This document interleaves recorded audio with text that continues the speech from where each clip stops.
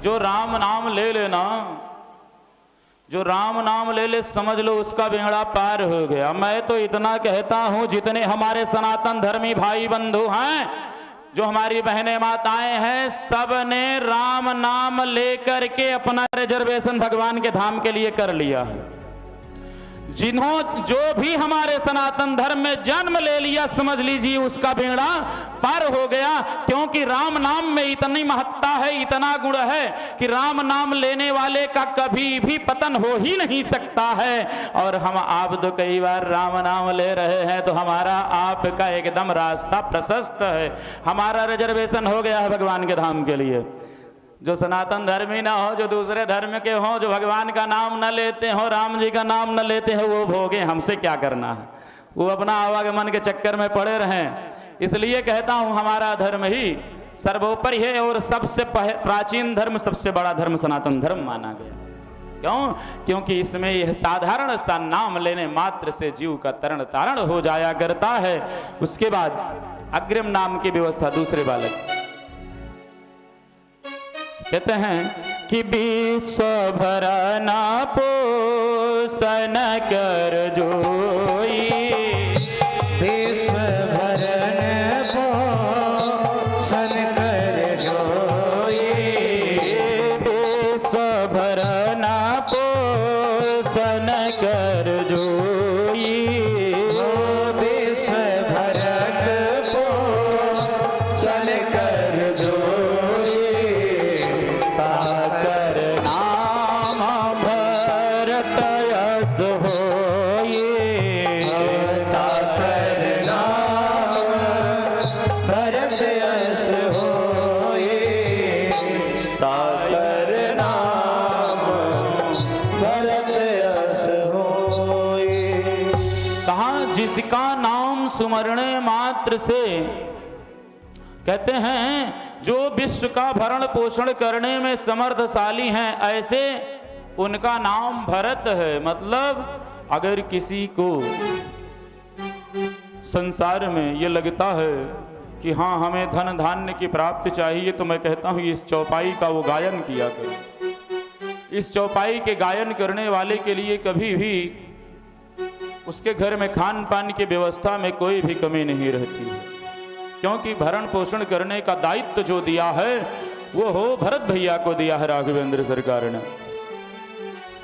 और आगे कहते हैं कि जाके सुमिरन तेरी पुनासा, जाके सुमिरन तेरे पुनासा, जाके सुमिरन तेरे पुनासा, जाके सुमिरन तेरे पुनासा, नाम शत्रुघ्न वेद प्रकाशा, नाम शत्रुघ्न वेद प्रकाशा, नाम शत्रुघ्न वेद प्रकाशा। कहा जिसके सुमिरण करने मात्र से, जिसके सुमिरण करने मात्र से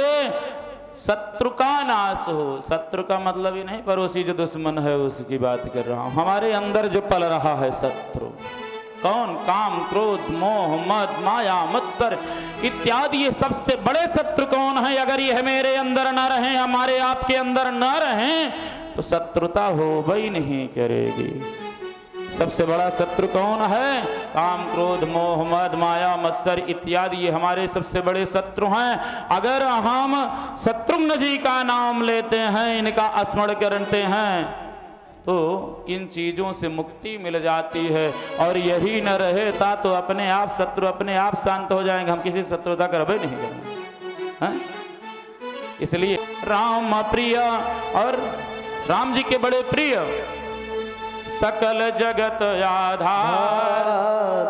जगत के आधार कैसे? पूरी पृथ्वी कहाँ टिकी हुई है? आज ये संक्षेप में कहते हैं यार, तो कोई उस समय तो सब सोच रहे थे कि हाँ ऐसा नामकरण किया जा रहा है, लेकिन वशिष्ठ जी पूरी बात बता के कह रहे थे। साधारण ये नहीं है, ये शेषावतार हैं, और शेषा अवतार हैं तो शेष के ऊपर ही, अनंत के ऊपर ही पृथ्वी का भार पड़ा हुआ है। कहते हैं सकल जगत आधार। तो इनका नाम क्या होगा? कहा गुरु वशिष्ठ ते ही राखा, लक्ष्मण नाम उदार। गुरु वशिष्ठ ते ही राखा, लक्ष्मण नाम उदार। आज इनका नामकरण कर दिया कि आपका नाम भाई, ये जो जगत आधार हैं इनका नाम लक्ष्मण है। अब इनका नाम लक्ष्मण हो गया, सबका नामकरण संस्कार विधिवत हो गया। अब ये है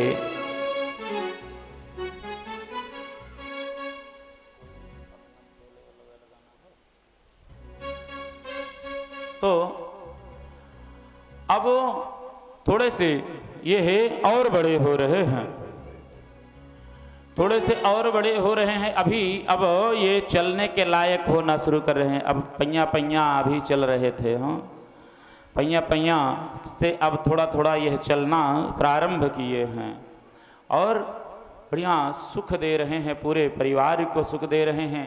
कहा गया है बाल्य अवस्था ऐसी होती है, तोतली तोतली आवाज में यह बोलने लगे।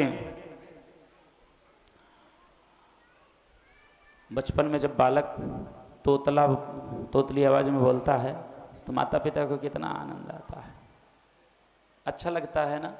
और वही अगर बड़ा होकर के तुतुराए तब नहीं अच्छा लगता। ठुमकी चलत रामचंद्र। आज वो हो थोड़े थोड़े बोलते हैं तोतली भाषा में और इधर उधर दौड़ रहे हैं, सब देख करके आनंदित हो रहे हैं। चलत रामचंद्र बाजत पैजनिया, ठुमकी चलत रामचंद्र बाजत पैजनिया, ठुमकी चलत रामचंद्र बाजत पैजनिया, ठुमकी चलत रामचंद्र बाजत पैजनिया। किलक किलक उठत धाय, ओ किलक किलक उठत धाय, गिरती भूमि लटपटा, गिरत गिरत उठत धाय, गिरत भूमि उठी धाय। ओ धाय मात गोद लेत, धाय मात गोद लेत, दशरथ की रनिया, ठुमकी चलत रामचंद्र बाजत पैजनिया, ठुमकी चलत रामचंद्र बाजत पैजनिया, ठुमकी चलत रामचंद्र बाजत पैजनिया। अंचल रज अंग झारी विविधि भांति सोदुला, अंचल रज अंग झारी विविध भांति शोभनाय, अंचल रज अंग झारी विविधि भांति सोदुला, धन गजधारी विविध भांति शोभनाय।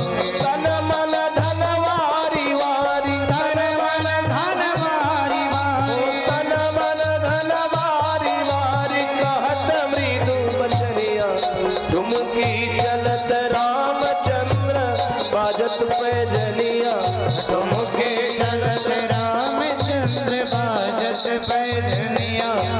ओ तुलसीदास अति आनंद देख के मुखार बिंद, तुलसीदास तुलसीदास अति आनंद देख के मुखार बिंद, तुलसीदास अति आनंद देख के मुखार बिंद, तुलसीदास अति आनंद देख के मुखार बिंद। रघुबर छवि के समान, रघुबर जग के समान, ओ रघुबर छवि के समान, रघुबर छवि के समान। रघुबर छवि बनिया, ठुमकी चलत रामचंद्र बाजत पैजनिया, ठुमकी चलत रामचंद्र बाजत पैजनिया, बाजत पैजनिया, बाजत पैजनिया, अरे बाजत पैजनिया,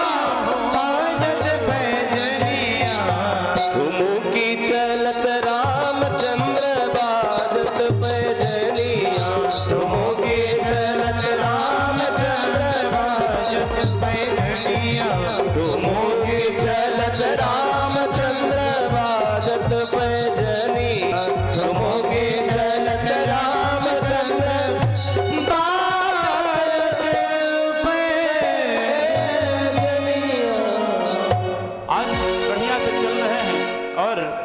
इनको देख करके समस्त परिवार वाले एकदम प्रसन्न हो रहे हैं।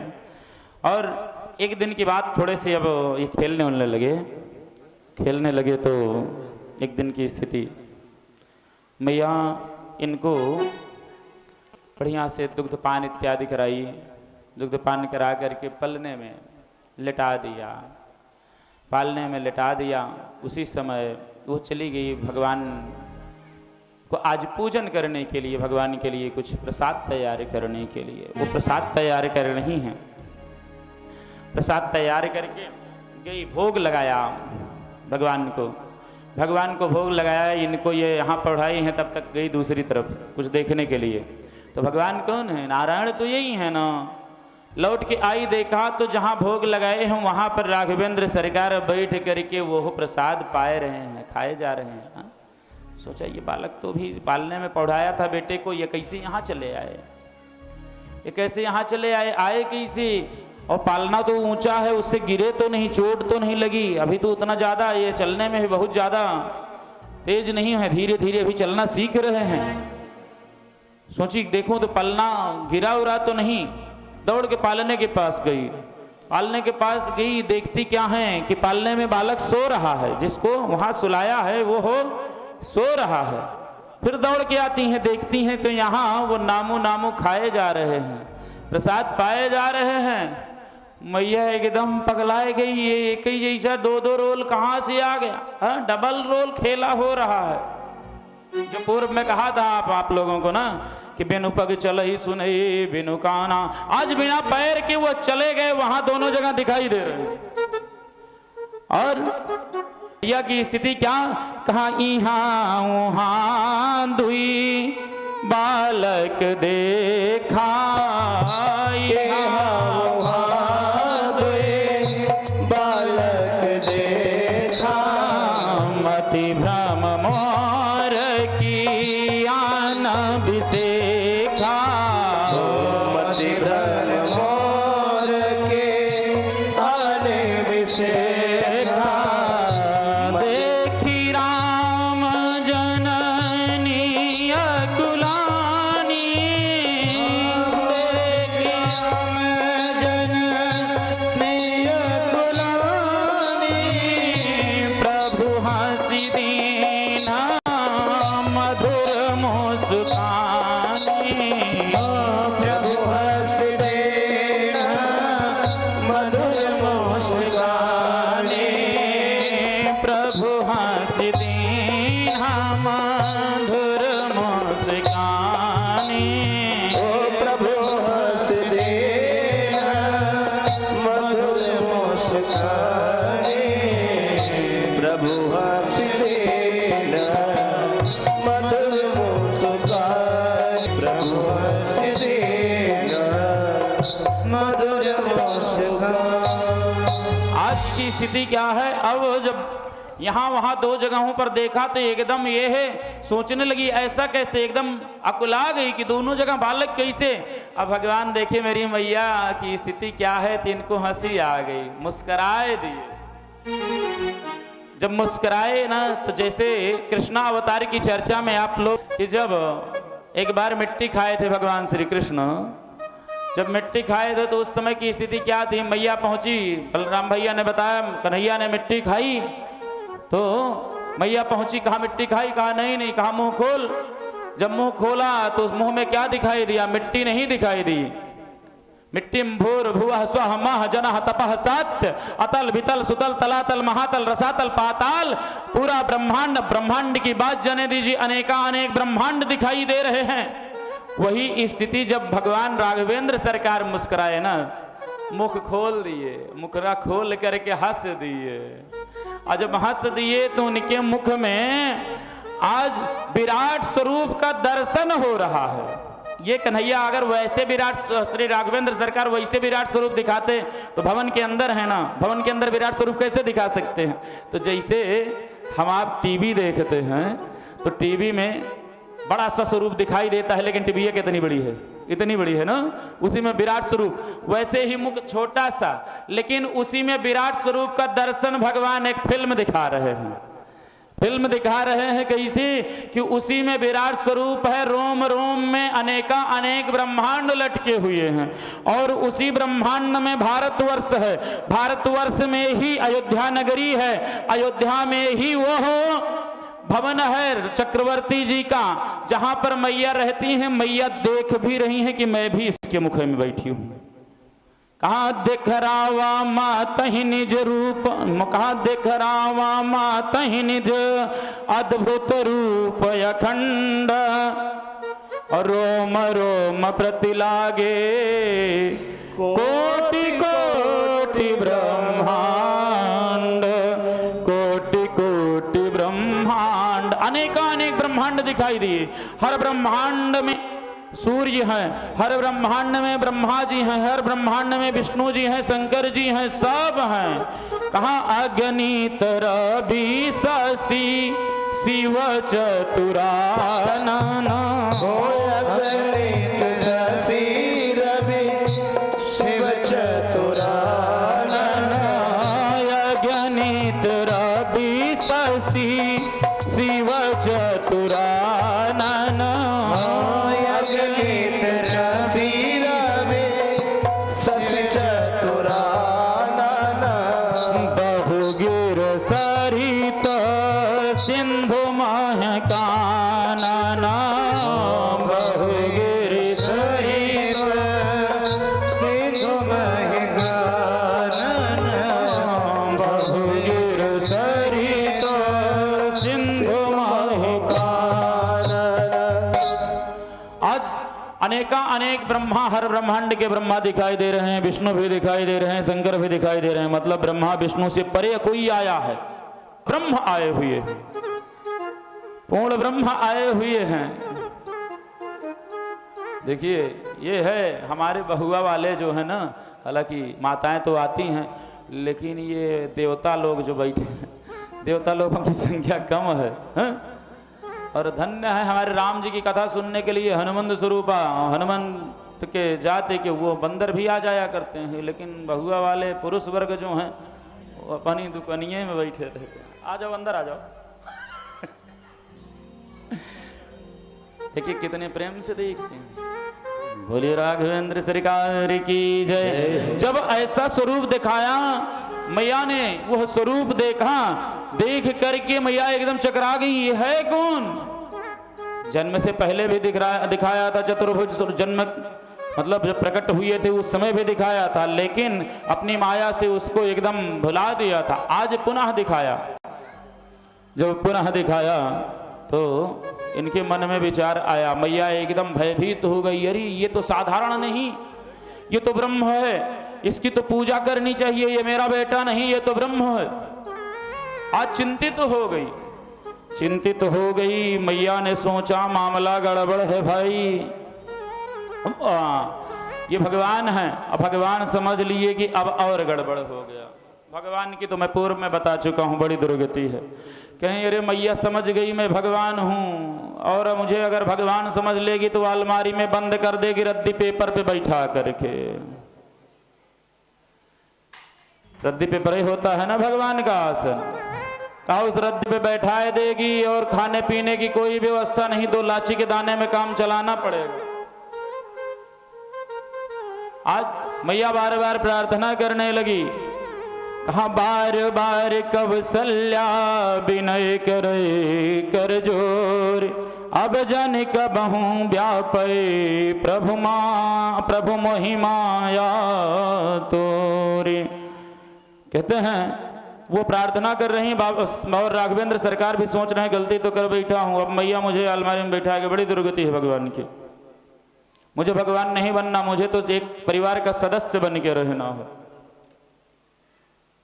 और इधर जब प्रार्थना भी हुई कि यह माया मुझे मत दिखाइएगा प्रभु, देखते ही देखते समस्त माया को बटोर लिया। हाँ हाँ ये ठीक बात है, अगर भगवान बन जाऊंगा तब तो फिर मुझे कौन पूछेगा, तब तो एक जगह अलमारी में बैठा दिया जाऊंगा, कहीं जाएंगे रिश्तेदारी तो दरवाज़ा बंद कर देंगे और उसी में पड़े रहना होगा। भैया भगवान अब चाहते हैं कि मुझे भी कुछ रोज मिलता रहे साथ में, जैसे हम खाते पीते हैं वैसे उनको भी दिया करें। तो देखते ही देखते भगवान ने अपनी समस्त माया को वहाँ से हटाया और कुछ दिन और बीता, कुछ दिन बीता, बाल चरित्र कुछ किया, बाल लीलाएं कुछ किया। बाल चरित्र के बाद फिर चूड़ाकरण की बारी आई और चूड़ाकरण की बारी के बाद मुंडन संस्कार, चूड़ाकरण इत्यादि सब कुछ हुआ। समस्त जो भी उसमें आचार्य गण इत्यादि पूजन के लिए आए, दान उद्यान बढ़िया से हुआ। और अब भगवान थोड़े से बड़े हो रहे हैं और थोड़े से बड़े हुए, किशोरा अवस्था को हुए तो ये हुआ कि यज्ञोपवीत संस्कार अब कर दिया जाए। बालक का जो यज्ञोपवीत जिनके यहाँ होती है 3 वर्णों में हुआ करती थी, अब तो गायब होती जा रही है। ब्राह्मण, क्षत्रिय, वैश्य, इन सब के यहाँ यज्ञोपवीत संस्कार हुआ करता था। आज तो सब एकदम ही गायब हो गई। जिसकी यहाँ होबो करती है कब होती है? वही जब विवाह आया तब होती है।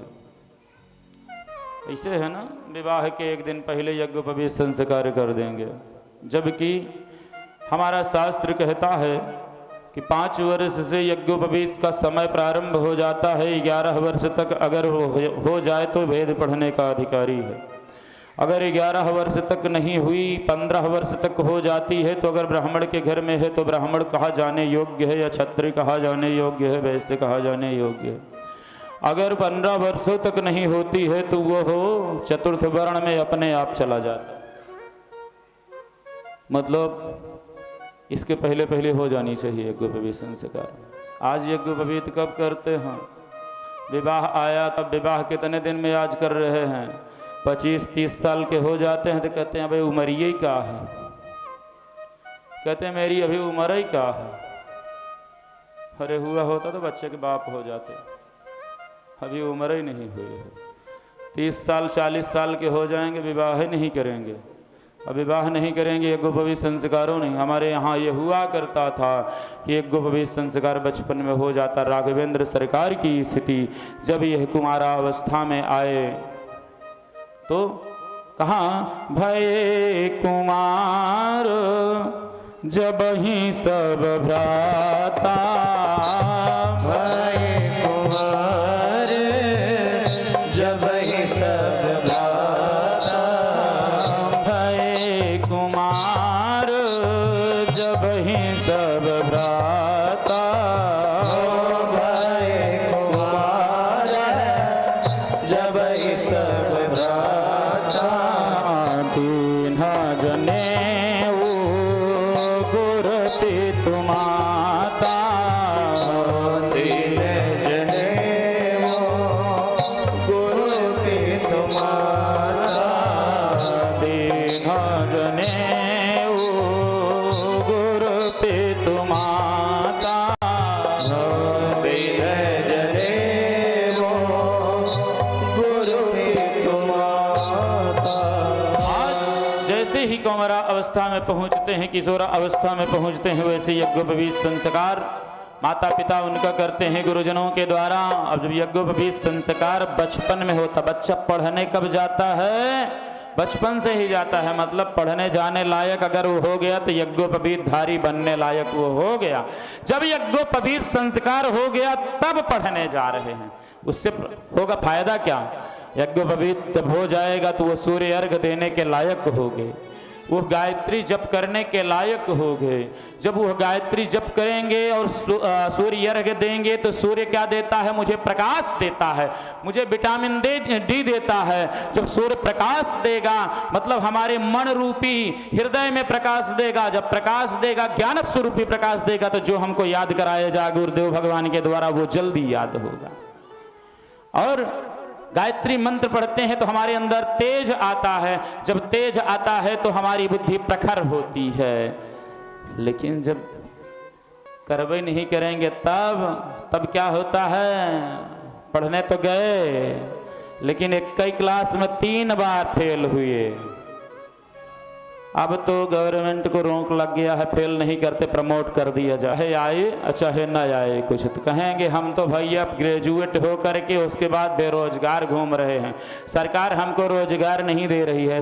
फेल हो ही नहीं रहे कोई, सबका पढ़ने में इतना तेज हो गए, बिल्कुल पढ़ने में तेज नहीं हुए।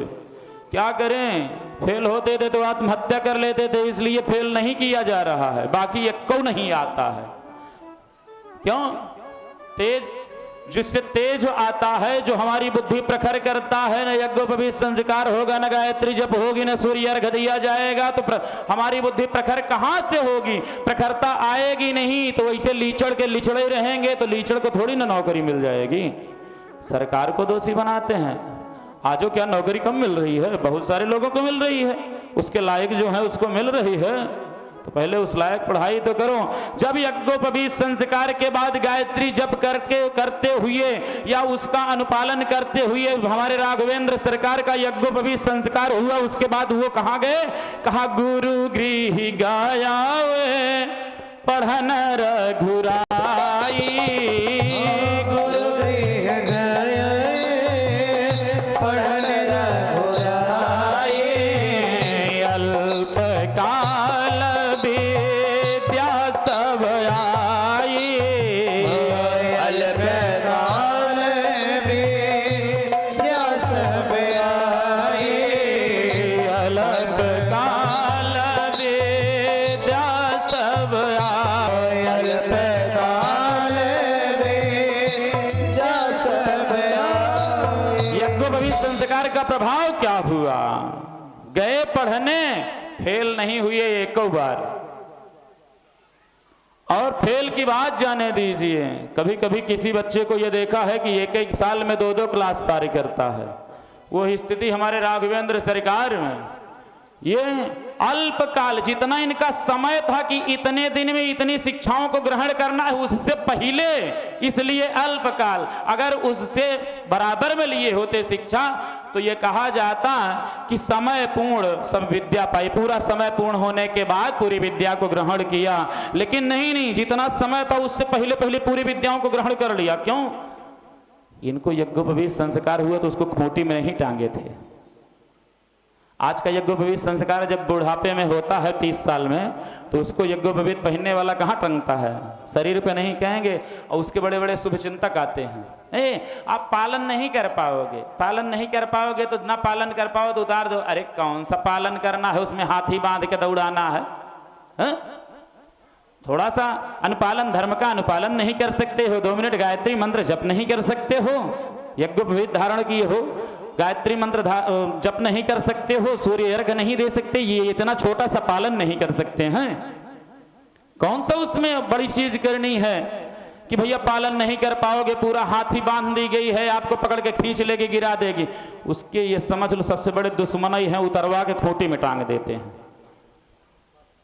क्यों? क्योंकि अब वो उस लाइन में चला नहीं। बचपन में जब हो जाती है यज्ञोपवीत संस्कार तो उसकी एक आदत सी हो जाती है, बचपने से आदत सी हो जाती है। एकाएक बुढ़ापे में भैया कुछ नहीं समझ में आता है। कहा जाता है कि अगर बांस को आकार देना है तो हरे बांस को आकार दीजिए, सूख जाएगा तो आकार देंगे, मोड़ेंगे तो टूट जाएगा।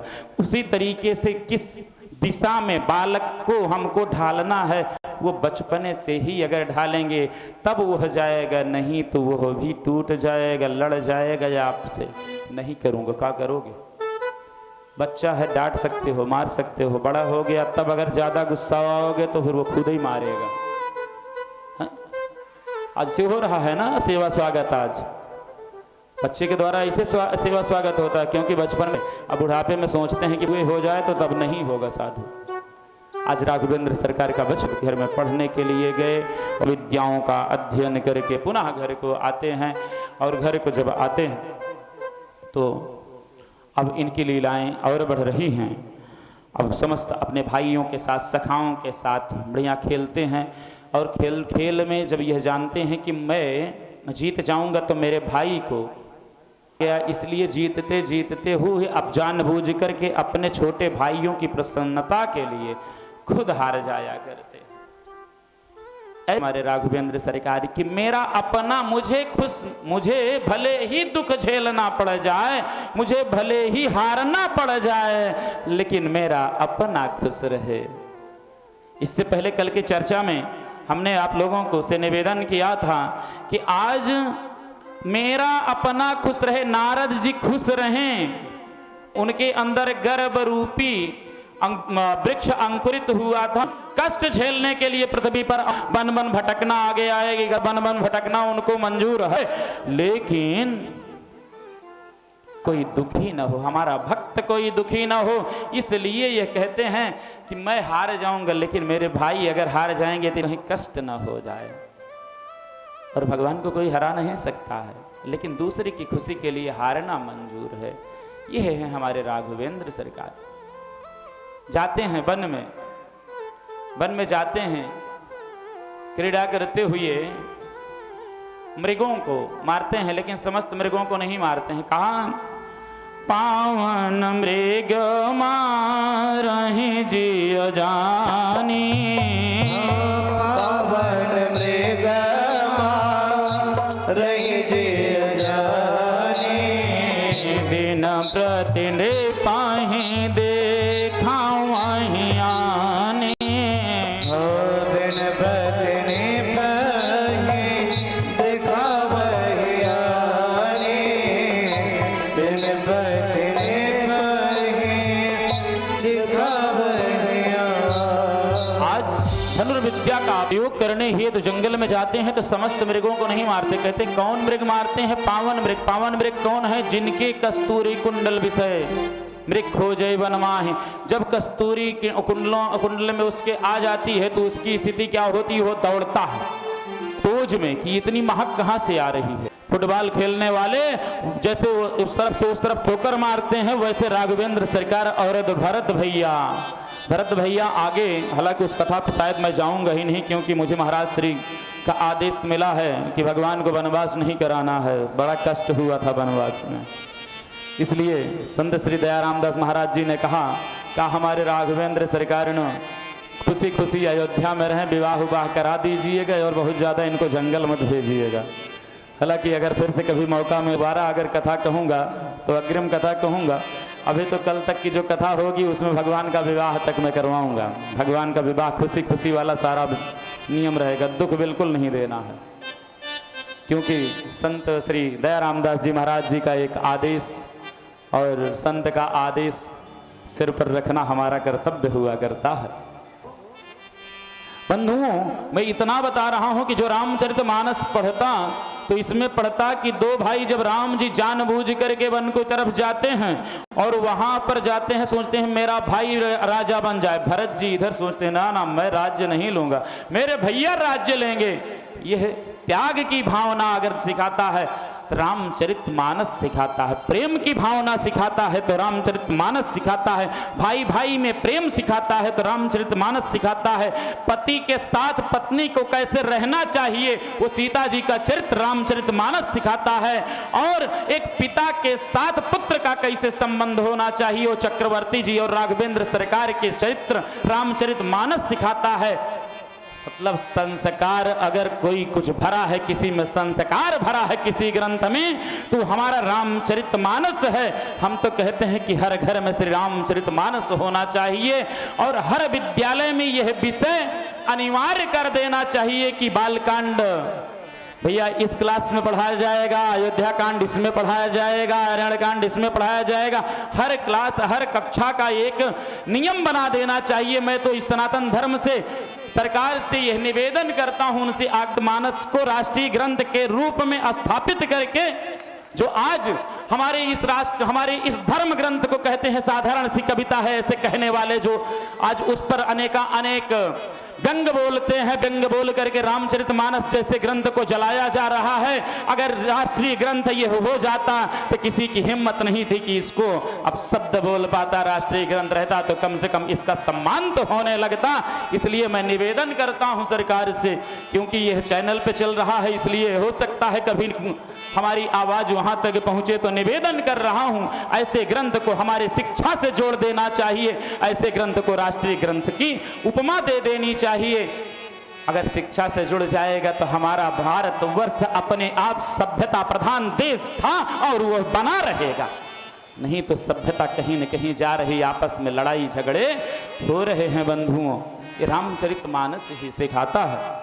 आज राघवेंद्र सरकार प्रातः काल उठ करके अपने माता पिता गुरु का चरण वंदन करते हैं और इधर हमने पहले से कल ही चर्चा कर चुका हूँ कि उधर रावण भी जन्म ले चुका है और रावण की स्थिति क्या है, जहाँ हो ये मखहुम सराधा तिनके जाई करो तुम बाधा। जहाँ पर यज्ञ होता हो, जहाँ पर अनुष्ठान होता हो, जहाँ पर पितरों के लिए कव्यदान या देवताओं के लिए हव्यदान दिया जाता हो, जा करके उसकी बाधा उत्पन्न कीजिए। श्राद्धि कर्म में भी, क्योंकि पितर संतुष्ट होंगे तो देवता संतुष्ट होंगे, इसलिए नहीं करना, सब रोक देना। आज वो हो हमारे भारतवर्ष में भी कुछ चौकी लगा रखा है, रहता तो खुद लंका में है, लेकिन यहाँ भी अपने अपने कुछ सैनिकों को भेजा है, क्योंकि हमारे भारतवर्ष की स्थिति क्या है, भारतवर्ष में स्त्रियों के ऊपर हाथ नहीं उठाया जाता। तो यहाँ के जो थानाध्यक्ष बने हैं, जो थानाध्यक्ष हैं यहाँ के, उसके वो स्त्रियों को बनाया है। ताड़का एक रहती है दंडकारण्य की में, ताड़का रहती है, और उसके कुछ सिपाही मारीच, सुबाहु इत्यादि, ये सब सिपाही गण हैं। तो जहाँ कोई यज्ञ इत्यादि करने लगता तो यज्ञ विध्वंस करने के लिए वो पूरा पूरा प्रयास करते, यज्ञ ना होने देते। तो इधर यह यज्ञ करने के लिए सोच रहे थे श्री विश्वामित्र जी। विश्वामित्र जी के कई बार प्रयास किया लेकिन यज्ञ पूर्ण नहीं हुआ। इन्होंने विचार किया, ऋषि हैं, इन्होंने विचार किया कि अब इस यज्ञ को पूर्ण करा सकते हैं तो राघव पूर्ण करा सकते हैं, राघव पूर्ण करा सकते हैं। इसलिए वो आगे अयोध्या पहुंचे। अयोध्या में सब लोग समझ गए कि गाधी तनय आज आए हुए हैं और श्री विश्वामित्र जी पधारे हैं। विश्वामित्र जी का सब स्वागत करते हैं, राजा जी भी स्वागत करते हैं, बड़े आराम से आए, क्योंकि मुनि है, मुनि का आगमन बड़ा ही शुभ माना जाता है। देख गिर के आज उनके चरणों को धुलते हैं। कहा मुनि आगमन सुना जब राजा, मिलन गयो लय विप्र समाजा। अपने यहाँ के जो ब्राह्मण इत्यादि थे उनको ले जा करके, भाई अगर ब्राह्मण आपस में जाएंगे तो एक दूसरे सारे तीर्थ धाम आपके चरणों में निवेदन करते हैं। हे गुरुदेव प्रणाम आपके चरणों में, सारे तीर्थ धाम आपके चरणों में। हे गुरुदेव प्रणाम आपके चरणों में, सारे तीर्थ धाम आपके चरणों में। हे गुरुदेव प्रणाम आपके चरणों में, सारे तीर्थ धाम आपके चरणों में। हे गुरुदेव प्रणाम आपके चरणों में। हृदय में माँ गौरी लक्ष्मी कंठ शारदा माता है, हृदय में माँ गौरी लक्ष्मी कंठ शारदा माता है। जो भी मुख से वचन कहे वो वचन बद्ध हो जाता है, जो भी मुख से वचन कहे वो वचन बद्ध हो जाता है। हे गुरु ब्रह्मा हे गुरु विष्णु, हे गुरु ब्रह्मा हे गुरु विष्णु, हे शंकर भगवान आपके चरणों में। हे गुरुदेव प्रणाम आपके चरणों में, सारे तीर्थ धाम आपके चरणों में। हे गुरुदेव प्रणाम आपके चरणों में। हे गुरुदेव प्रणाम आपके चरणों में। हे गुरुदेव प्रणाम आपके चरणों में। आज पहुंच करके प्रणाम करते हैं। कहा चरण प्रखारी कीन निज पूजा, चरण पखारी कीन यति पूजा, मौसम आज धन्य नहीं दूजा। आज प्रणाम करते हैं, चरणों को धुलते हैं। चरण धुल करके आज उनसे निवेदन गिरते हैं, कहते हैं कि आपको प्रणाम है, आपका आना बहुत ही हमारे लिए शुभ है गुरुदेव। फिर ईश्वर आपका आना बहुत ही अच्छा, बड़े दिनों बाद कृपा किया। और बताइए कैसे आना हुआ? कुशल क्षेम पूछने लगे। कहते हैं कि कहीं कारण आगमन तुम्हारा, के कारण आगमन तुम्हारा, कहीं कारण आगमन तुम्हारा, के कारण आगमन तुम्हारा, कहूँ सो करत न लावाहूँ बारा, कहूँ सुकस ना लब गुबारा, कहूँ सुकस ना लब गुबारा।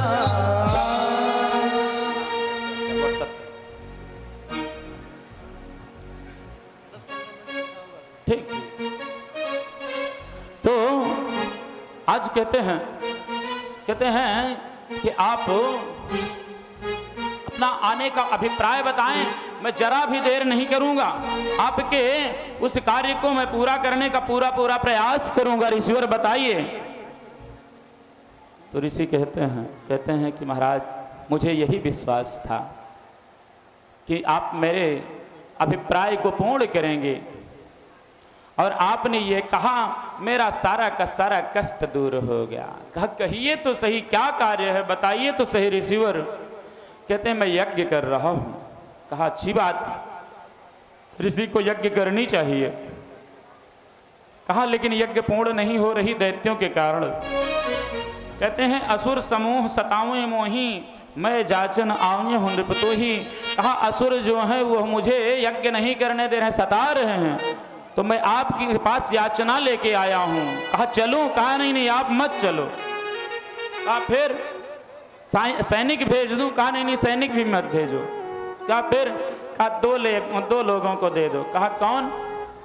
कहा अनुज समेत देहु रघुनाथा, अनुज समेत देहु रघुनाथा, अनुज समेत देहु रघुनाथा, अनुज समेत देहु रघुनाथा, निश्चर बध मैं हो बसनाथा, निश्चर बध मैं हो बसनाथा, निश्चर बध मैं हो बसनाथा। कहते हैं कि मुझे राघव को, राम जी को अनुज समेत उनके भैया, उनके भाई लक्ष्मण जी के सहित मुझे दे दीजिए, मुझे दे दीजिए। और निश्चरों का वध होगा और मैं अनाथ हूं, अभी मेरे पास मेरे स्वामी नहीं है, मैं अनाथ हूं, सनाथ हो जाऊंगा, मैं नाथ के साथ हो जाऊंगा। नाथ कौन है भैया? नाथ हमारे राघवेंद्र सरकार ही हैं। ये कौन है? सबके नाथ हैं, जगतपति जगत के स्वामी हैं। कहा ये मेरे साथ हो गए ना तो मैं सनाथ हो जाऊंगा। और कहते हैं देहु भूप मन हर्षित तजौ मोहय ज्ञान, धर्म सुजस प्रभु तुम कहाँ इन कहयति कल्याण। कहते हैं दे दीजिए इनको, कोई चिंता मत कीजिए, आप मोह में मत रहिए, साधारण नहीं है। जो अभी एकदम प्रसन्न थे दशरथ जी, एकदम चेहरे पर दुख की घड़ी छा गई। दुख की घड़ी कैसे? एक तो चौथेपन में बालक पाया हूं, अभी छोटे से हैं, और कहते हुए इनको ये नहीं सोच पाए कि दैत्य जो होते हैं वो बड़े ही बलवान होते हैं, और हमारे छोटे छोटे बालकों को दैत्यों के सामने ले जाने के लिए कह रहे हैं। मैंने कहा भी कि जो आप कहोगे मैं करूंगा, मैं कैसे पूरा करूं, एकदम चिंतित हो गए। कहते हैं चौथे पन पायो सुदचारी, विप्र बचन नहीं कहो बिचारी। कहते हैं चौथे पन में पाया हूं, बड़ा मोह है। 4 बेटे मुझे मिले हैं, लेकिन सबसे बड़ा मोह, आपने सोच विचार करे, कहिए मैं स्वयं चलूं, यही नहीं मांगहु भूमि धेनु धन को सा, मुझसे गाय मांग लो, मुझसे धन मांग लो, सर्वस्व पूरा मेरा राज्य मांग लो। कहते हैं कि सर्वस्व देऊं, सर्वस्व जितना कुछ है मेरे पास सर्वस्व देऊं आज सहरोसा। जब कहा यह सब दूं, कहते हैं लेकिन आपने कुछ दूसरा मांग लिया, ये जो मेरे बेटे हैं ना, इनको कैसे दूं? अरे सर्वस्व की बात जाने दीजिए, लोग कहते हैं ना कि देह प्राण ते प्रिय कछु नाही, इस शरीर से बढ़कर के, प्राण से भी बढ़कर के कुछ नहीं। आज मैंने वादा किया है, इसलिए आपसे संशोधन करने का निवेदन कर रहा हूं। इसमें थोड़ा सा जो मांग आपने किया है संशोधन कर दीजिए ऋषिवर, हे विप्रवर, इसमें संशोधन कर दीजिए। क्या?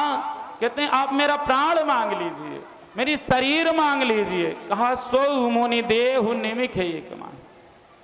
कहा जैसे पलक झपकती है और उठती है, इतने समय के 1/4 भाग भी समय नहीं लगेगा, मैं तुरंत देह प्राण ते प्रिय कछु नाही, सो मुनि देहु निमिष एक माही। उसको निमिक भर में मैं देने के लिए तैयार हूं।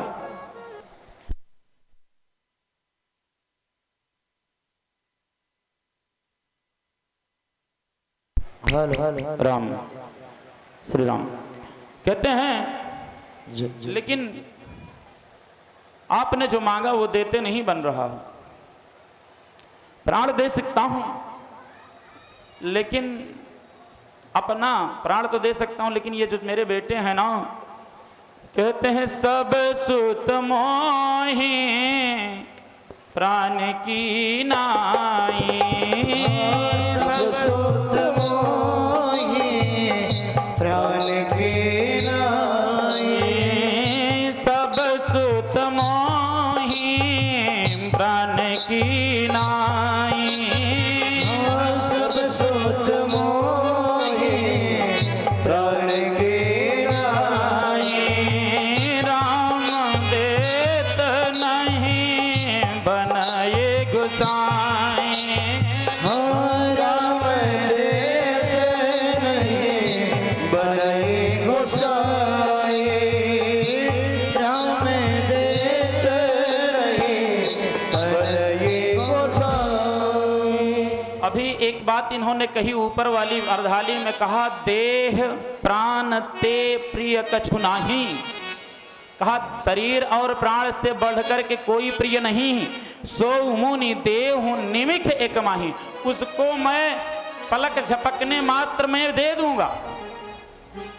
लेकिन आगे कहते हैं सब सुत मोहि प्राण की नाई, राम देत नहीं बनाई गोसाई। जब प्राण आप दे सकते हो तो इन राम को क्यों नहीं दे सकते हो? अभी आप इन्हीं का वाक्य कि देह प्राण ते प्रिय कछु नाही, जब आपको प्राण देने में संशय नहीं तो प्राण के समान को देने में क्या दिक्कत है? प्रश्न उठता है ना। लेकिन यह कहते हैं सब सुत मोहि। कहा और किसी को आप मांगे होते अलग की बात है, लेकिन सब सुत, ये जो सब सुत है, सब सुत कौन? ये नहीं कहा। अगर सब सुत कहा, अगर चारों से कहा होता, चारों सुत प्राण की तरह नहीं है, चारों प्राण नहीं है, चारों सुत प्राण नहीं, सब कहा, नहीं कहा चारु सुत मोहि प्राण की नाई, ऐसा लिखते बाबा। एक कहु नहीं देत बनत गोसाई, ऐसा लिखते कि एक भी देते नहीं बन रहा। लेकिन क्या कह रहे हैं कि सब सुत, चारों नहीं, सब सुत। सब कौन? सब जो सब में रमण करने वाला है। सब में कौन रमण करता है? राम जी कौन है? ब्रह्म है, और ब्रह्म का अंश ही सब में रमण करता, सब में रमण करता है। मतलब यह मेरे ही नहीं, ये सबके प्राण हैं, मैं अपना प्राण दे सकता हूं। कहा देह प्राण ते प्रिय कछु नाही, तो मैं अपना प्राण दे सकता हूं, लेकिन ये सब जो हैं ये सबके अंतर्गत रहने वाले सबके प्राण है, तो भैया सबके प्राण को मैं कैसे दे सकता हूं। कहते हैं कि सब सुत मोहि, जो यत्र तत्र सर्वत्र रहने वाला सुत है राम जी कौन? ब्रह्म। ब्रह्म कहाँ रहता है?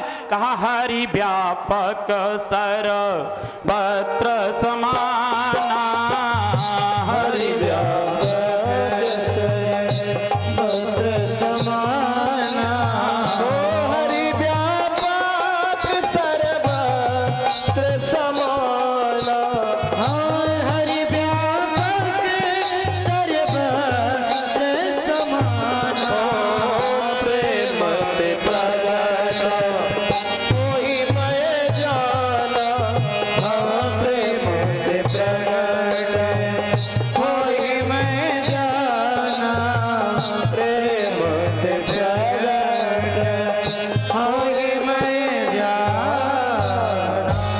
कहते हैं कि यत्र तत्र सर्वत्र रहने वाला सुत, एक कारण। दूसरा, इस सब में रहने वाला, क्यों? ईश्वर अंश जीवय विनाशी, अचेतनयामाल सहज सुख राशि। समस्त जीवों में यह रहने वाले हैं, मेरे अकेले के प्राण नहीं है, पूरे विश्व में जितने जीव हैं सबके प्राण हैं। तो आप क्या मांग रहे हैं? सबके प्राण, इसलिए सब सुत, यह सबके प्राण, वो जो वाला सुत आप मांग रहे हो जो सब है, सब मतलब सर्वत्र रहने वाला है, आप उसे मांग रहे हो। तो इसलिए ये नहीं कहा कि चार एक कहूँ नहीं देत बनत गोसाई, एक भी बेटा नहीं देते बन रहा।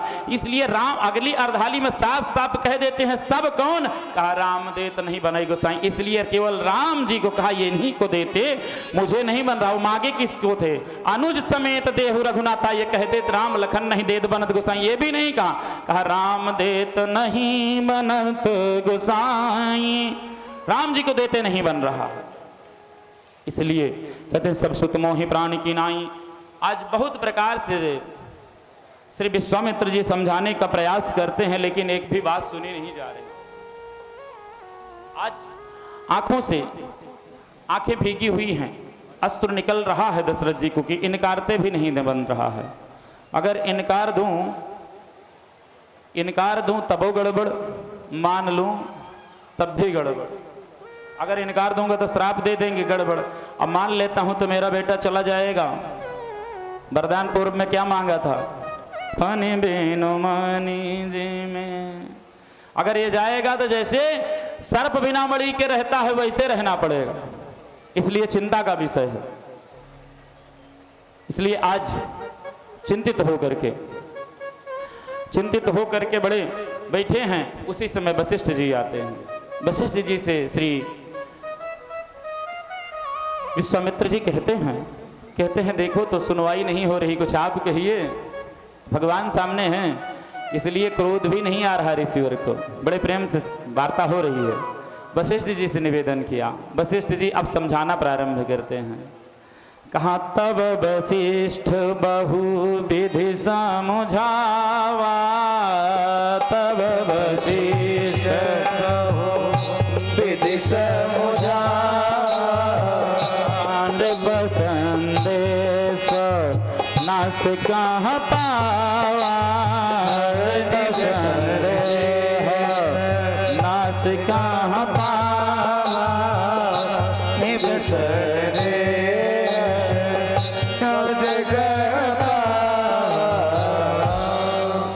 आज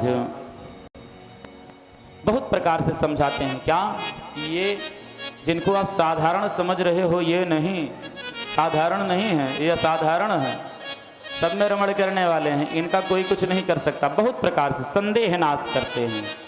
उनके अंदर जो संदेह है कि मेरा बेटा अभी कुमार है, मेरा बेटा अभी छोटा है, उस संदेह को नष्ट करते हैं। दूसरा कारण, संत जन हमारे यहाँ के थोड़ा सा मजाक करते हैं, कहते हैं नहीं वैसे नहीं माने। वशिष्ठ जी आए ना तो समझाए। कहा तब वशिष्ठ बहुविधि समझावा।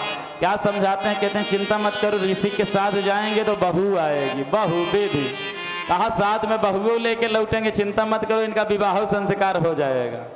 बहुविधि समझावा।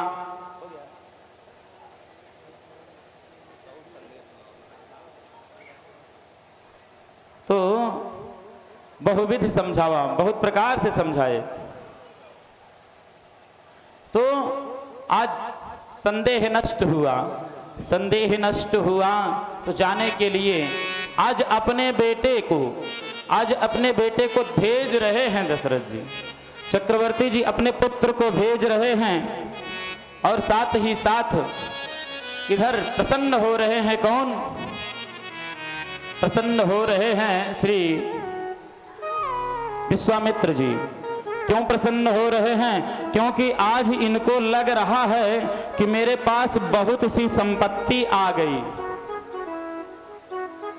बहुत सारी संपत्ति मेरे पास आ गई। क्यों? संपत्ति के मालिक जब मेरे पास आ गए तो संपत्ति तो आ ही गई, उस संपत्ति को लेकर के चल रहे हैं। आ गए हैं, कुछ दिनों के लिए पाए हैं, हमेशा के लिए तो पाए नहीं, कुछ दिनों के, लेकिन उतने दिन के लिए एकदम प्रसन्न है। देखिए इसी तरीके से जो हमारी आपकी संपत्ति भी मिलती है ना, कुछ दिनों के लिए ही मिला करती है। इस संपत्ति का सदुपयोग करना चाहिए हमें आपको। कोई संपत्ति किसी की अस्थायी नहीं होती है ना। संपत्ति का सदुपयोग कहाँ करना चाहिए? धर्म कार्य में करना चाहिए। आज वह संपत्ति दशरथ जी को मिली, कौन सी? परमात्मा रूपी संपत्ति मिली, यह भी धर्म कार्य में प्रयोग कर रहे हैं। और हमारे आपके पास धन रूपी अगर संपत्ति मिलती है तो उसको भी धर्म कार्य में प्रयोग में लाना चाहिए, धर्म कार्य करना चाहिए। कहा धनात् धर्मः तथा सुखम, धन से धर्म करो तब फिर सुख मिलता है। और इसी नियम को जानते हैं हमारे आपके बीच में रहने वाले भैया दीपू भैया चंदेल जी। दीपू भैया चंदेल जी जानते हैं, इसीलिए आज अभी उन्होंने हमारे पास जो भेजा, उन्होंने इस कथा में 21,000 रुपए का अनुदान किया। और हम राघवेंद्र सरकार से प्रार्थना करते हैं, निवेदन करते हैं कि उनकी दान देने की परंपरा ऐसे ही बनी रहे और उनके घर में ऐसे ही धर्म कार्य होता रहे। परमात्मा की विशेष कृपा इतना दिए रहे कि गरिया छलकता ही रहे, हो भरी रहेगी तो छलकबई करेगी। हाँ, तो ऐसे छलकते रहे और हम सब धर्म कार्य ऐसे करते रहें। चलता हूं अग्रिम आगे की कथा की तरफ। आज श्री विश्वामित्र जी लेकर के अपने आश्रम की तरफ राघवेंद्र सरकार को चलते हैं। और जब चलने लगे तो मन में विचार किया, ये तो मामला गड़बड़ है, हो ये है अवतार लिए हैं और भारतवर्ष में अवतार लिए हैं। भारतवर्ष की स्थिति क्या है? भारतवर्ष में स्त्रियों पर हाथ नहीं उठाया जाता। कहा गया है यत्र नारी पूजन्ते नारस्त पूजन्ते तत्र मन्ते देवता। कहीं और जो राक्षसी है विशेष प्रकार की, वो भी स्त्री जाति में जन्म लिया है, तो रास्ता कोई दूसरा नहीं लिए, वही जंगल वाला रास्ता अपनाए। जंगल वाले रास्ते से जाने लगे आश्रम की तरफ, जहां वो रहा करती थी। ताड़का वाले रास्ते से जा रहे हैं तो ताड़का अपना स्थान थी, उसके जो और सिपाही गण थे वो सब भी वहां रहते। जाने लगे तो श्री राघवेंद्र सरकार को श्री गाथी तनय विश्वामित्र जी दिखाते हैं, कहते हैं कि राघव ये जो देख रहे हो ना, यहीं पर वो दैत्य रहा करते हैं, ये उनका रहने का स्थान बना है। यहीं रहते हैं जो यज्ञ में विघ्न डालते हैं। इसको ताड़का ने सुना नहीं, देखा भी नहीं, लेकिन वहां जो बाहर घूम रहे थे उसके अनुचरे अनुचरी, वो दौड़ते हुए जाके बताई, कहा अरे वो बाबा आया है, जा रहा है 2 लोगों को लेकर के, 2 लोगों को लेके जा रहा है। और वो अपने, उसकी इतनी हिम्मत की अपने आश्रम को दिखा रहा है। कहा अपने आश्रम को दिखा रहा है। कहते हैं कि वो जब जाते समय कहा चले जात मुनि दीन दिखाई, मुनि ने दिखाया, लेकिन उसको आगे वो देख करके नहीं आई। कहा सुनी ताड़का क्रोध करि धाई, सुन ताड़का क्रोध कर धाई,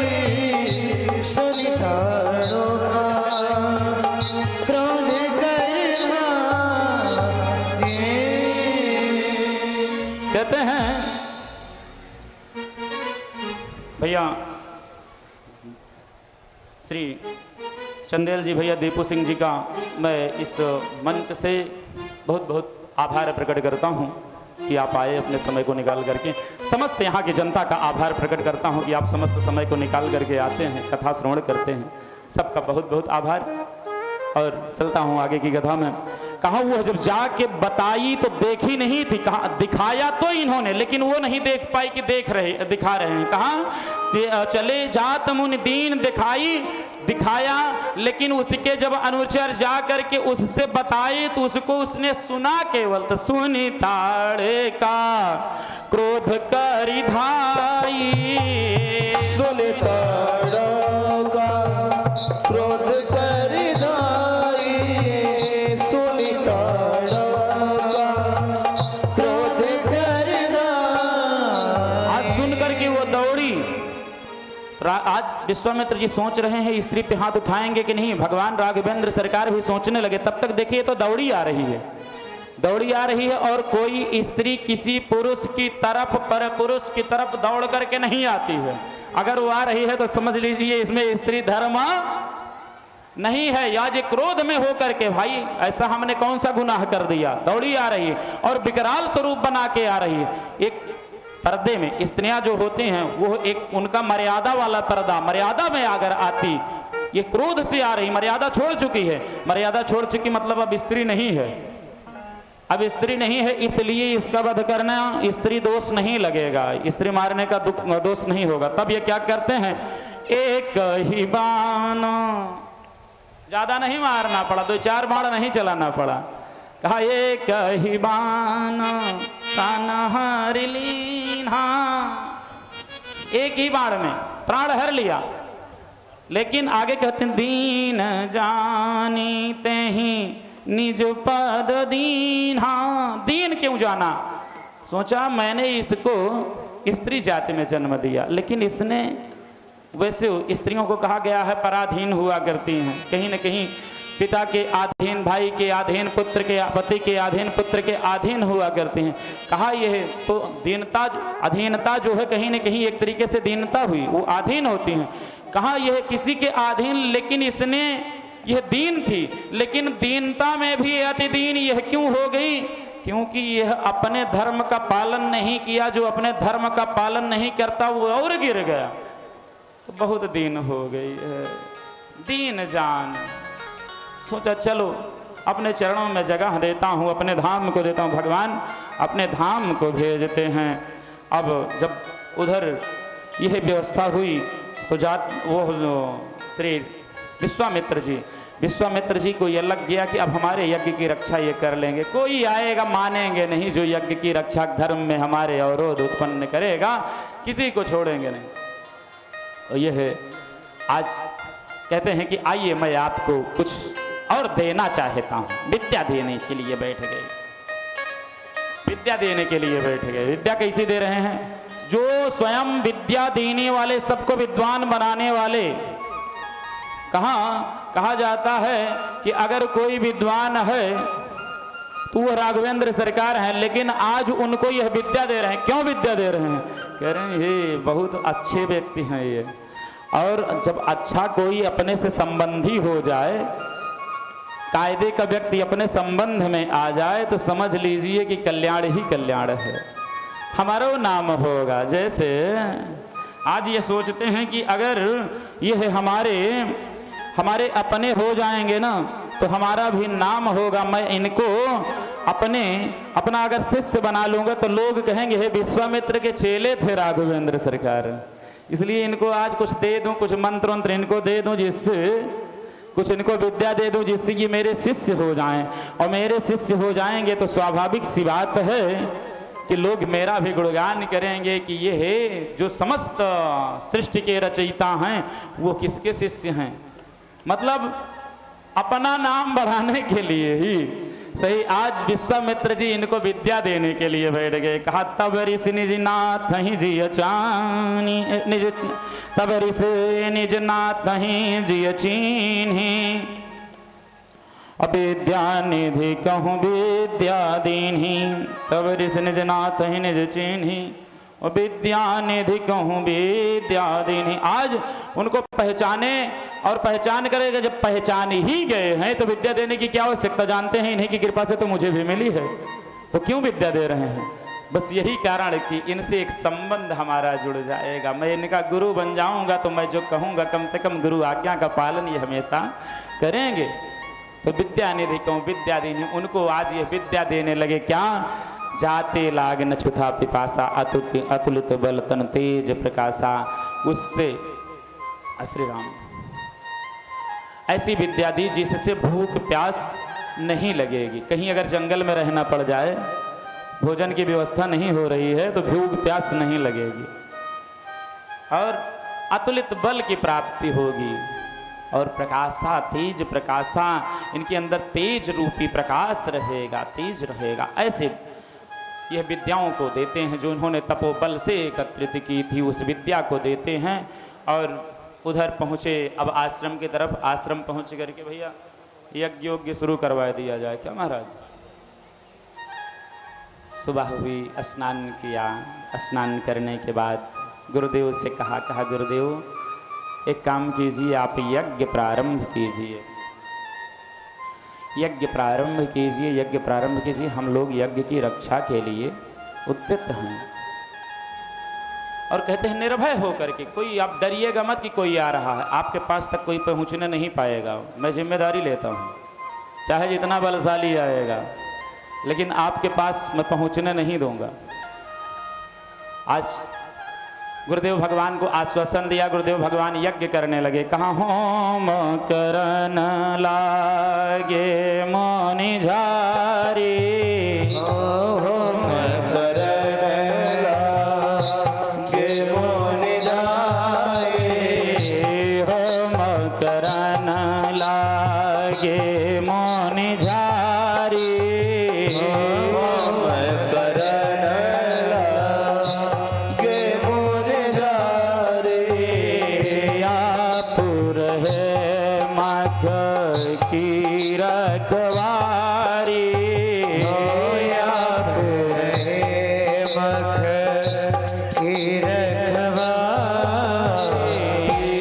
आज होम करने लगे वो हो बड़े निडर हो करके, और चारों तरफ पहरा देने लगे। हमारे राघवेंद्र सरकार और लखनलाल भैया पहरा देने लगे। यह पता चली मारीच को, सुबाहु को जब पता चली, यह दौड़ पड़े। सोचे अरे इसकी इतनी हिम्मत, यज्ञ करने के लिए आया, यज्ञ को विध्वंस करने के लिए जब आए, राघवेंद्र सरकार कहे अच्छा आ रहे हो। आज एक अग्निबाण चलाया, अग्निबाण चलाया, और सुबाहु जब आया आगे, सुबाहु को एक ही बाण में निपटा दिया, वो निपट गया। दूसरा आया मारीच, मारीच आया, सोचा अभी इससे तो और काम लेना है ना, आगे की लीला बढ़ानी है। एक बाण मारा और उसको समझ लो हवाई जहाज पे बैठा दिया, उसको हवाई जहाज पे बैठा दिया, कहा इसको फेंक दो सागर पार चला जाए, और बैठा के उड़ा दिया झटके में सागर के उस तरफ। हमारे राघवेंद्र सरकार के पास ऐसी विद्याएं थी। आज कोई मिसाइल नहीं बनी है क्षण भर में तुरंत पहुंचा दे। आज पहले टिकट कराना पड़ेगा, है? अभी जाना है, अगर लंका जाना है तो टिकट कराना पड़ेगा हवाई जहाज का। राघवेंद्र सरकार को टिकट टुकट कुछ नहीं, वीजा नहीं बनवाना है, पासपोर्ट नहीं बनवाना है, कुछ नहीं बनवाना है। मारे बाण सीधा निकल गए, उड़ गए। अब यज्ञ पूर्ण करते हैं, सीधा सीधा अब चलता हूँ, यज्ञ पूर्ण करवाया जाए। यज्ञ पूर्ण हुआ, कुछ दिनों तक यज्ञ में रहे, जितने दिन वो यज्ञ चली। यज्ञ पूर्ण होने के बाद जब यज्ञ की पूर्णाहुति हुई, पूर्णाहुति पर आज श्री गुरुदेव भगवान से जा करके प्रसाद लेते हैं। प्रसाद लेकर के कहते हैं कि गुरुदेव अब आपका अगर आदेश हो तो पवित्र की तरफ चला जाए, अयोध्या चला जाए। कहा क्यों, कहाँ जाओगे? कहा यज्ञ पूरी हो गई है, यज्ञ की रक्षा के लिए तो हम आए थे, इसीलिए तो लेके आए थे यज्ञ पूर्ण कराने के लिए। तो पूर्ण हो गई, पूर्ण आहुति का मंत्र भी बोला, हमने सुना है। कहा ये तो मैंने नहीं कहा था कि एक यज्ञ है, अभी एक यज्ञ और है। कहा अच्छा अच्छा, अबे फिर से एक यज्ञ हुई, दूसरी यज्ञ शुरू करने वाले हैं क्या? क्या नहीं नहीं, यहाँ की नहीं है। कहा फिर? कहा एक यज्ञ मिथिला में हो रही है। कहा एक यज्ञ मिथिला में हो रही है। फिर कहा उस यज्ञ को भी तो पूर्ण करना। कहा कौन सी यज्ञ है वो? किस देवता की यज्ञ हो रही है? लक्ष्मी नारायण यज्ञ हो रही है या रुद्र यज्ञ हो रही? कौन सी यज्ञ है महाराज? गुरुदेव कौन सी यज्ञ हो रही है? कहा वो धनुष यज्ञ हो रही है। राजा जनक जी ने अपनी पुत्री के विवाह के लिए यज्ञ वो प्रारंभ किया। जैसे धनुष यज्ञ सुना ना, राम जी के मुखमंडल पर मुस्कान छाए गई, एकदम खुश हो गए। अरे विवाह हो जाता तो ठीक था। यहाँ अंदर ही अंदर लड्डू फूटने लगता है उसका। वही स्थिति राघवेंद्र सरकार की। ये भी सोचे हो सकता है वहां जाऊं तो मेरा नंबर लग जाए। सोचते हैं कि हो सकता है मेरा भी नंबर लग जाए। राघवेंद्र सरकार एकदम प्रसन्न हो गए। कहते हैं कि धनुष यज्ञ सुने रघुकुल नाथा, धनुष यज्ञ सुने रघुकुल नाथा, धनुष यज्ञ सुने रघुकुल नाथा, धनुष यज्ञ सुने रघुकुल नाथा, हरसी चले मोनी वर के साथ, हरसी चले रघुबर के साथ, हरसी चले मोनी वर के साथ, हरसी चले मुनि वर के साथ। एकदम प्रसन्न होकर के, अरे जा रहे हैं यज्ञ की रक्षा करने के लिए तो जाए, लेकिन प्रसन्न क्यों हो रहे हैं? प्रसन्न इसीलिए हो रहे हैं कि हो सकता है नंबर हमारा ही लग जाए वहां। हाँ, इसलिए विवाह की खुशी में जा रहे हैं कि हो सकता है मेरा नंबर लग जाए। तो भैया इतने राघवेंद्र सरकार प्रसन्न है ना, कि इनकी प्रसन्नता को वैसे बरकरार किया जाए और इनकी प्रसन्नता के साथ ही हम लोग रहेंगे। भगवान प्रसन्न रहेंगे तो हम सब भी प्रसन्न रहेंगे। अभी आज जा रहे हैं, रास्ते में हैं, रास्ते में देखिए जो भी आरती करने वाले आएंगे, आरती ये जो कैमरा लगा हुआ है, कैमरे के पीछे खड़े होकर के आरती किया करें। थोड़ा दूर से भी करेंगे तो सब लोगों को समय स्थान मिलेगा। एकदम दत्त आते हैं ना तो ये गिर जाता है, कल इसका वो स्टैंड थोड़ा सा क्रैक हो चुका था, तो ध्यान दिया कीजिए आप लोग। तो आज भगवान प्रसन्न होकर के जा रहे हैं। इनकी प्रसन्नता के साथ हम सब आज चलिए 2 बार भगवान नाम संकीर्तन, तत्पश्चात आरती और कल इनके विवाह संस्कार होगा। तो सब लोग एकदम, कोई बाराती कोई घराती बन करके सज धज के आइएगा बारात में भगवान के। कोई नाचना है, गाना है, हाँ, और झांकी के साथ विवाह होगा, एकदम देखेंगे भी विवाह। तो आप लोग भगवान के विवाह में भाई आजकल जब जाते हैं ना, दुल्हा कितना अपसेट हो, दुल्हा अपसेट हो तो उसको कोई न कोई सेट लेके जाना पड़ता है देने के लिए। तो आप लोग, हालांकि ये तो सबको सेट करने वाले हैं, तो इनका विवाह है।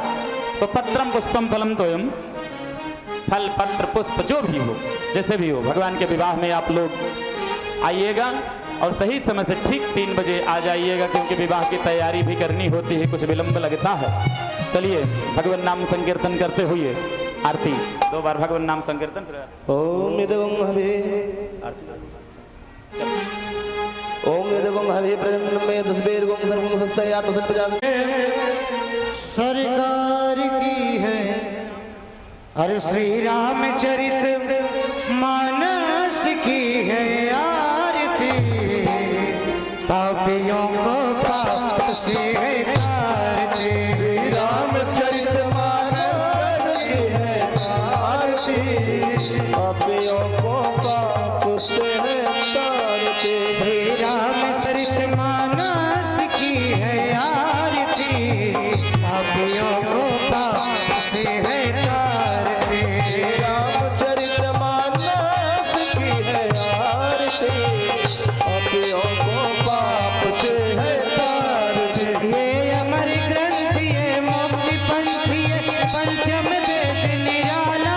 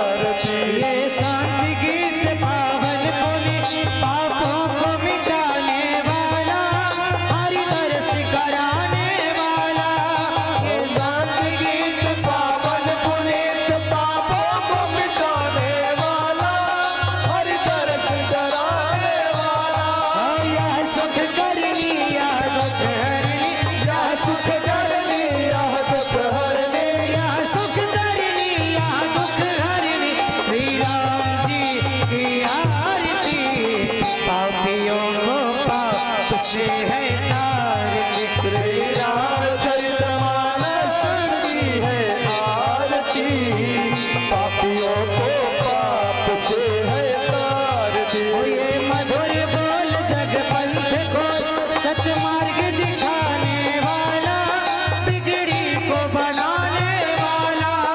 ये मधुर बोल जगबंध खोल सन्मार्ग बताने वाला, बिगड़ी को बनाने वाला। ओ श्री राम यही घनश्याम यही, श्री राम यही घनश्याम यही, श्री राम यही घनश्याम यही, श्री मधुसूदन की आरती, पापियों को पाप से है तारती। श्री रामचरितमानस की है आरती, पापियों को पाप से है तारती। श्री रामचरितमानस की है आरती, पापियों को पाप से है तारती। श्री रामचरितमानस की है आरती, पापियों को पाप से है तारती। उतारो आरती राम जी की आरती, उतारो आरती राम जी की आरती, सबको पाप से ये तारती। उतारो आरती राम जी की आरती, सबको पाप से है तारती। हरि जगमग जगमग ज्योत जगी है, राम जी की आरती होने लगी है। जगमग जगमग ज्योत जली है, राम जी की आरती होने लगी है। हर जगमग जगमग ज्योत जली है, राम जी की आरती हो